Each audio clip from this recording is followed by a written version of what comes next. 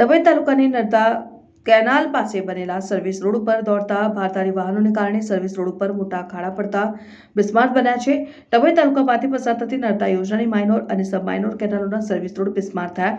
ડભોઈ તાલુકામાંથી પસાર થતી નર્મદા યોજનાની માઇનોર અને સબ માઇનોર કેનાલની બાજુમાં આવેલ સર્વિસ રોડ દિવસે ને દિવસે બિસ્માર બનતો જાય છે અને આજ કેનાલના સર્વિસ રોડ ઉપર રેતી ભરીને ડભોઈ દોડતી ટ્રકો હાઈવાને લઈ કેનાલનો સર્વિસ રોડ ઉપર ઠેર ઠેર ગાબડા જોવા મળી રહ્યા છે। કેનાલની મજબૂતી ઉપર સવાલ ઊભા થાય છે। તંત્ર દ્વારા કેનાલોની મજબૂતીકરણ અને રસ્તા માટે પગલાં ભરે પૂરણ બન્યું છે અને તે જરૂરી ભારદારી વાહનો દોડતા હોવાની કેનાલોની મજબૂતાઈ ઉપર સવાલ ઊભા થયા છે। તંત્ર પગલાં લે તેવી માંગ ડભોઈ તાલુકામાંથી નર્મદા યોજનાની પોસ્ટ શાખા કેનાલ અને તેની સાથે કઈ કેટલી માઇનોર સબ માઇનોર કેનાલ પસાર થઈ રહી છે। કેનાલના સુપરવિઝન અને ગ્રામ્ય વિસ્તારોને ટૂંકા માર્ગેનો લાભ મળી રહે તે હેતુથી નર્મદા કેનાલોની આજુબાજુ પાકા સર્વિસ રોડ બનાવ્યા છે, જેનો લાભ આજે પણ ગ્રામ્ય વિસ્તારના 4 ચક્રી અને દ્વિચક્રી વાહનોવાળા તો લઈ જ રહ્યા છે, પરંતુ ભારદાર વાહનો માટે આ માર્ગ ઉપર પ્રવેશ નિષેધ હોવા છતાં પણ ડભોઈ તાલુકાની ઓરસંગ નદીમાંથી રેતી ભરી વહન કરતી રેતીની ટ્રકો હાઈવા પર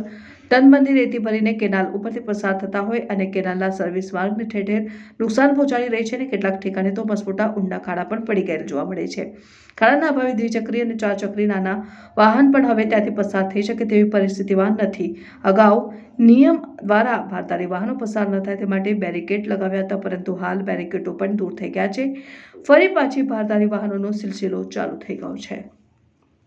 આ કન્નટી કેનાલ માઇલોન જાય છે અને મોટા મોટા ખાડા પડી ગયા છે અને કેરો પણ ભાગી જાય એવી છે અને રેતીની ગાડીઓ જઈ જાય એ પ્રોબ્લેમ છે। કેટલા મોટા મોટા ખાડા હશે? ઊંડા ઊંડા મોટા મોટા ખાડા વળી। તો તમારી માંગ શું છે? એ વહેલી તકે વળી રોડ થઈ જાય। કઈથી કઈનો રૂટ છે આ બોડેલીથી ડાયરેક્ટ કરજણ। અત્યારે તમે બાઇક લઈને જવામાં તકલીફ બહુ પડે? હા, કેરો ભાગી જાય।